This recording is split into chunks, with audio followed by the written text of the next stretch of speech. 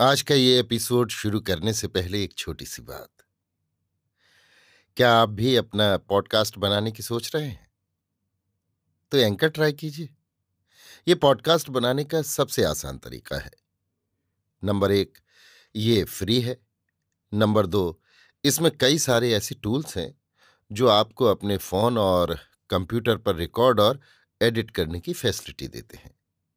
Number 3, आप अपने podcast को डिस्ट्रीब्यूट भी कर सकते हैं, जिससे इसे स्पॉटिफाई और दूसरे प्लेटफॉर्म पर सुना जा सके। तो डाउनलोड कीजिए फ्री एंकर ऐप या विजिट कीजिए anchor.fm पर अपना पॉडकास्ट स्टार्ट करने के लिए। ये तो थी एक छोटी सी जानकारी, और अब शुरू करते हैं एपिसोड का सिलसिला। तो आज के एपिसोड में लीजिए सुनिए आचार्य चतुर्सेन शास्त्री के लिखे उपन्यास सोमनाथ के 57वें भाग किमाश्चर्य मतः परम को मेरी यानी समीर गोस्वामी की आवाज में। जिस समय गजनी का ये आतताई उत्तर भारत को इस प्रकार रौंदता हुआ, नगर जनपद सबको आग की भेंट करता हुआ सोमनाथ पाटन को भूमिसात करने बढ़ा चला जा रहा था, उस समय दक्षिण का चोल राजा 6 लाख अश्वों का अधिपति था। परंतु उसने आंख उठाकर भी इस आतताई की ओर नहीं देखा। वो बर्मा और बंगाल को जीतने ही में लगा रहा। यद्यपि राजा जयपाल की सहायता दिल्ली, अजमेर, कलिंजर और कन्नौज के राजाओं ने की थी, पर फिर भी उनकी पराजय ही हुई। महमूद के ये आक्रमण तो भारत के लिए भावी खतरे की एक विज्ञप्ति थे। महमूद से पराजित होना उतना निंदनीय नहीं था जितना उसके निर्बल और पराजित उत्तराधिकारियों से राज्य को न फेर लेना। सन 1175 तक पंजाब में महमूद का उत्तराधिकारी शासन करता रहा, जबकि उसका गजनी का साम्राज्य इससे बहुत पहले ही ध्वस्त कर दिया गया था। सिकंदर ने भी पंजाब को आक्रांत किया था, पर उस समय भारत 6 साल ही में स्वतंत्र हो गया था। ये चाणक्य और चंद्रगुप्त जैसे महापुरुषों का चमत्कार था। अंत में वो खतरा भारत पर वज्र की भांति टूट पड़ा। अमीर महमूद के बाद शहाबुद्दीन ने भारत पर करारे आघात किए और अंततः उत्तर भारत के हिंदू राज्यों की लाशों पर मुस्लिम साम्राज्य की स्थापना होकर रही। इससे देश में जो राजनीतिक और सामाजिक अस्थिरता उत्पन्न हुई, वो बड़ी ही कष्टकर थी। केवल देश का शासन ही मुसलमानों के हाथ में नहीं चला गया, सामाजिक संस्थाओं, धार्मिक क्रियाओं, आर्थिक व्यवहारों तथा कला, व्यापार, स्थापत्य, विज्ञान और अन्यान्य राष्ट्रीय जीवन संबंधी बातों में भी उलटफेर हो गया। हिंदुओं की सैनिक वृत्ति नष्ट कर दी गई, क्योंकि उन्हें इन मुस्लिम विजेताओं ने अपने राज्य में कोई स्थान नहीं दिया। अरबी फारसी की शिक्षा प्रचलित कर दी गई। यद्यपि सारा भारत कभी भी मुस्लिम सत्ता के अधीन नहीं हुआ, परंतु सारा देश मुस्लिम शासन से प्रभावित अवश्य हो गया। मुस्लिम राज्य में हिंदू नागरिकता के अधिकारों से वंचित हो गए और उन्हें सामूहिक रूप से अर्धदास के रूप में रहना पड़ा। जिन बौद्धों की धर्म पताका नील महानद ब्रह्मपुत्र तक फहरा चुकी थी, इस्लाम ने उन्हें उनकी जन्मभूमि से एक बारगी ही निकाल बाहर किया। ब्राह्मणों के हाथ से राजनीति, शिक्षा और न्याय शासन छीन लिए गए, और वे गर्वीले राजपूत, जिन्होंने केसरिया बाना पहनकर आतताइयों से लोहा लिया, जिनकी बेटियां और वधुएं जौहर की आग में भस्म होकर छार हो गई, अपनी टूटी तलवारें फेंक हल जोतने लगे। नल बावड़ी की राह उसने कूच किया। चतुर और विश्वस्त पथ प्रदर्शक उसे राह दिखा रहे थे। कूच करते करते ही वो सब व्यवस्था करता जाता था। किसी ने उसकी राह में बाधा न दी। ऋतु सुहावनी थी और मार्ग आरामदेह। चारों ओर हरियाली फैली थी। मार्ग में उसे खारे पानी के सरोवर मिले, जिनमें भांति भांति के दरियाई पक्षी आनंद से कलरव कर रहे थे। उन्हें इस आतताई के आगमन का कुछ गुमान भी न था। अमीर और उसके बर्बर सैनिकों के लिए ये सब दृश्य नवीन और अपूर्व थे। उसके गोविंदे, अन्वेषक तथा रक्षक टोलियां चौगिर्द फैलकर चल रही थीं। इस भूमि में बिना बोए बीड़ पैदा होते थे, जिन्हें खोद खोद कर वहां के निवासी लोधी आनंद से खा रहे थे। अमीर ने लोगों से पूछा तो उसने जाना, दुष्काल में हजारों गरीब जनों के प्राणों की रक्षा इसी से होती है। अर्धनग्न कृष्णवर्ण लोधियों को उसने बड़े कौतूहल से देखा। जंगलों में सुअरों के झुंड मोथे की जड़ अपनी थुथनी से खोद खोद कर खा रहे थे। ये सब देखता और चारों ओर से चौकन्ना हुआ अमीर झपाटे बंद आगे बढ़ा जा रहा था। उसकी आशाएं प्रतिक्षण बदलती जा रही थीं। राजपूत राजाओं ने यद्यपि गुजरात और गुजरात की राजधानी की रक्षण का कोई प्रयत्न नहीं किया था, परंतु सोमनाथ के रक्षण के लिए उन्होंने अपनी पूरी सामर्थ्य लगा दी थी। अनेक छत्रधारी राजा, महाराजा, उमराव, राव, योद्धा, ठाकुर और मंडलेश्वर अपनी अपनी सामर्थ्य से सैन्य ले लेकर आए थे।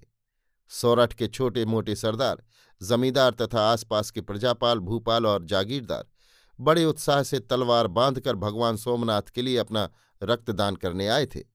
सहस्त्रों कुलवधुओं, गुर्जर बालाओं ने अपने स्वर्ण रत्न आभरण उतारकर इस धर्म युद्ध में सहायता भेजी थी और अपने पति पुत्रों को उत्साहित करके युद्ध क्षेत्र में भेजा था।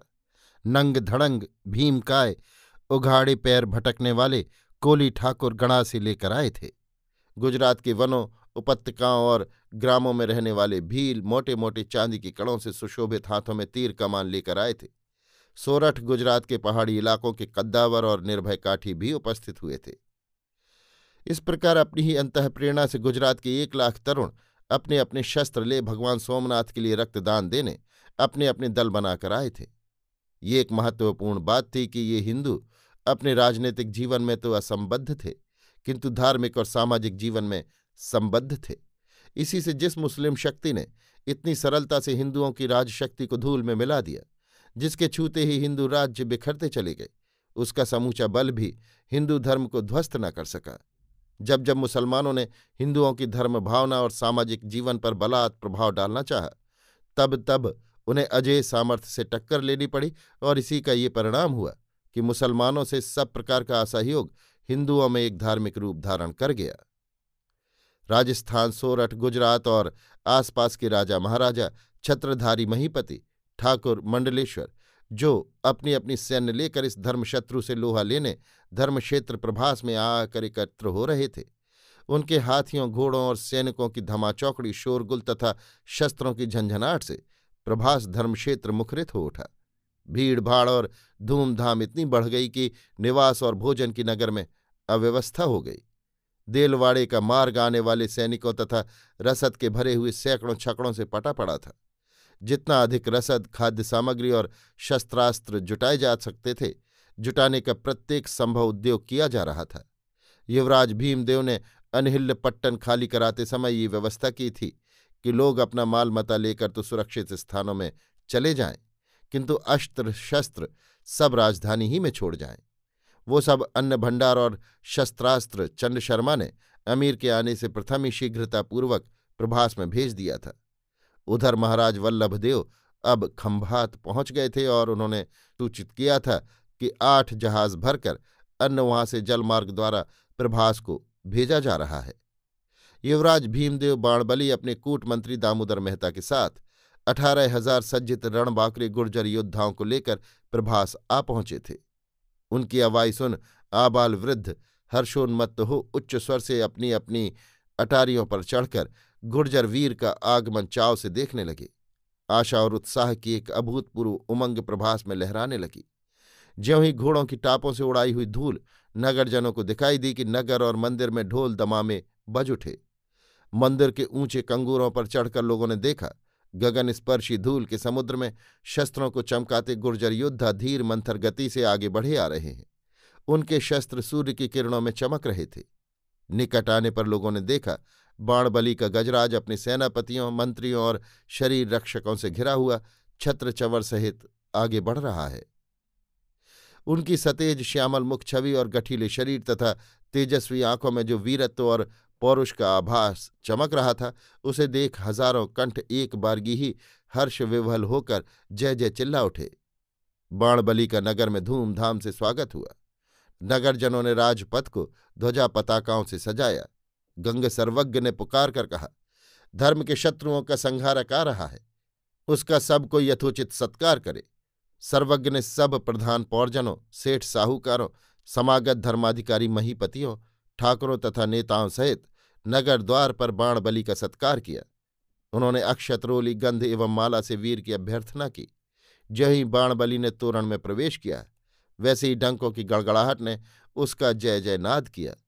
उस क्षण जैसे प्रभास का धर्मक्षेत्र वीर रस में डूब गया, जैसे साक्षात भगवान सोमनाथ शिवरूप तजकर रौद्र रूप में अवस्थित हो गए। अभी आप सुन रहे थे आचार्य चतुर्सेन शास्त्री के लिखे उपन्यास सोमनाथ के 57वें भाग किमाश्चर्यमतः परम को मेरी यानी समीर गोस्वामी की आवाज में।